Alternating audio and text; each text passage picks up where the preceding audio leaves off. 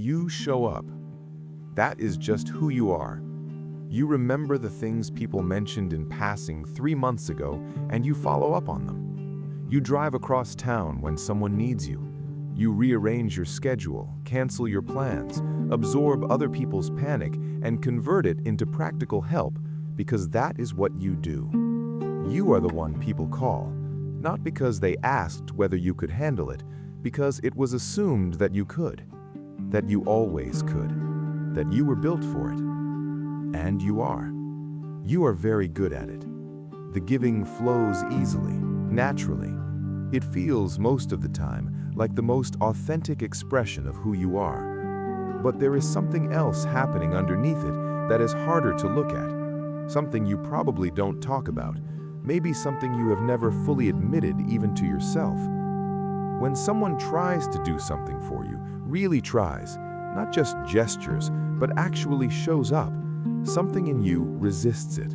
You deflect it, you minimize it, you immediately try to turn it back into an exchange so the balance feels right again. You cannot simply receive, and that inability, not the giving, but the not being able to receive, is where the real pattern lives.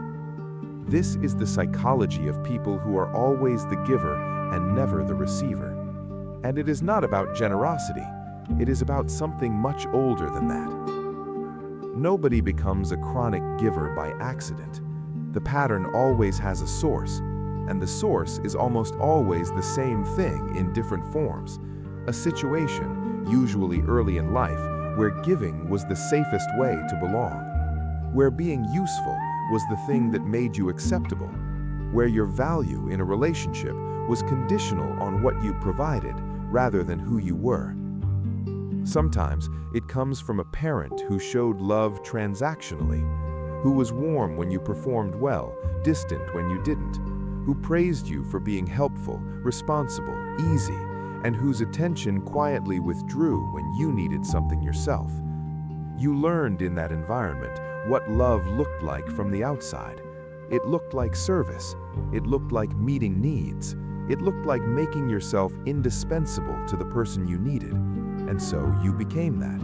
Not deliberately, just as the most logical adaptation to the situation you were in. Sometimes it comes from being the oldest child, the responsible one, the one who kept the peace, who held the family together, who translated between parents, who made sure the younger ones were okay. You were praised for your maturity, you were relied upon, and somewhere in that reliance, your own needs became secondary, not because anyone was cruel, but because the system needed what you were offering and didn't have space to ask what you needed back. Sometimes it comes from a more specific wound, a period where you needed something, support, care, presence, and it wasn't there. And rather than sitting with the vulnerability of that unmet need, you made a decision, unconscious, immediate, protective. You decided that the way to make sure you were never in that position again was to make yourself so valuable, so necessary, so woven into the fabric of other people's lives that leaving you would cost them something real. You would earn your place so thoroughly that no one could afford to let you go. Giving, in other words, became a form of security, not just kindness, not just generosity, a strategy, a way of making yourself safe in relationships where safety had never been guaranteed. From the outside, the chronic giver is one of the most admired types of person. They are described as generous, selfless, reliable, the kind of person you can always count on. People feel lucky to have them in their lives, and that appreciation is real. The giving is real. The care is genuine. But there is a texture to this particular kind of giving that is different from simple generosity, and once you learn to feel for it, it becomes impossible to miss. The first thing you notice is that the giving is compulsive, not in a dramatic way, just in the sense that it doesn't turn off. The chronic giver does not give and then rest. They give and immediately scan for the next thing to give. There is no point of enough. There is no moment where they sit back and feel that the balance is settled, that they have done sufficient, that they are allowed to simply be without contributing something. The giving is continuous because it is not really about the other person, it is about managing something internal. The second thing you notice is what happens when the giving is interrupted, when someone declines their help, when a situation resolves without them, when they are not needed for something they expected to be needed for. There is a disproportionate reaction, not always expressed outwardly, but felt internally, a kind of disorientation, a low-level anxiety, as if something important has been taken away, as if their position in the relationship has become suddenly uncertain. Because for the chronic giver, being needed is not just a role, it is the evidence that they belong. The third thing you notice is the scorekeeping. The chronic giver will tell you and genuinely believe that they don't keep score, that they give freely with no expectation of return. But watch what happens after an extended period of one-sided giving. The resentment that builds quietly, the exhaustion that has no name, the moments where they feel unseen and underappreciated without ever asking for anything directly. They didn't keep a visible score, but somewhere underneath the generosity, a ledger was running, and the entries have been piling up. The giving is real, the care is real, but underneath both of them is a transaction the giver never made explicit, not even to themselves. I will give you everything I have, and in return, you will stay. You will value me. You will not leave. That was the deal. And the tragedy is that the other person almost never knew the deal existed. Here is what chronic giving actually costs, not the visible things, not the time or energy, though it costs those too. The deeper cost, the one that compounds quietly over years. When you never receive, you never let anyone fully in, because receiving requires vulnerability. It requires admitting that you need something, that you are not complete on your own, that there is a gap where something from another person could go. And the chronic giver has spent their life making that gap invisible, filling it before anyone can notice it. Because need feels dangerous. Need feels like the thing that makes you easy to leave. So the relationships you build, as warm and generous as they are, have a ceiling. They can go as deep as your giving reaches, and your giving reaches very far. But they cannot go as deep as your receiving would allow, because your receiving is closed. And depth in a relationship requires both. It requires the full exchange. The other person needs to know your need, your fear, your uncertainty, your lack, not just your competence and your warmth and your reliability. And you never show them that, so they never fully know you. And you move through your most important relationships feeling underneath all the connection, a particular kind of alone. Seen for what you provide, not seen for who you are. There is also the exhaustion. Chronic giving without receiving is a one-way drain, and no matter how much capacity a person has, a one-way drain will eventually empty them. The giver who never receives does not have a sustainable system. They have a heroic one, and heroism is not sustainable. The body keeps score. The nervous system keeps score. And at some point, in the form of burnout, resentment, withdrawal, or collapse, the bill comes due. And underneath all of this is perhaps the deepest cost of all. The chronic giver never finds out whether they are loved for who they are, because they never stop performing the thing that earns the love long enough to discover if the love would survive without the performance. They are always giving, always providing, always making themselves necessary. And the question that haunts them, the one they never quite let themselves ask, what if I stopped? What if I just showed up, empty-handed, needing something, offering nothing? Would they still be here? They never find out, because asking that question requires the one thing the chronic giver has spent their life avoiding, being truly, unguardedly in need of another person, with no guarantee of what comes back. At the root of chronic giving is almost always one of two things, sometimes both. The first is a core belief that you are not enough without your function, that your value, the thing that makes you worth keeping, worth loving, worth staying for, is located in what you do rather than who you are. This belief is usually pre-verbal. It was learned before you had the capacity to examine it, and it runs very deep. So deep that the giving feels like identity rather than behavior.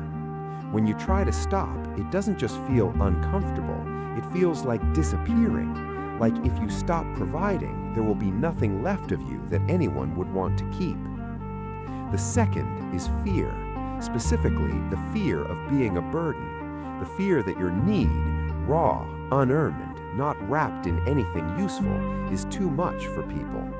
That if you show up needing without giving, you will find out that the relationship only existed because of what you were offering, that the love was always conditional, that the people you most care about are not there for you, but for what you provide. It is safer not to test it.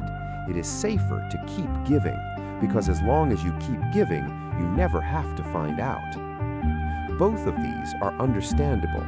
Both of them make complete sense in the history of the person who carries them. But both of them are also keeping that person from something they need. They are keeping them from real intimacy, from being truly known, from the specific relief of being with someone who would stay even if you had nothing to offer. That relief is real.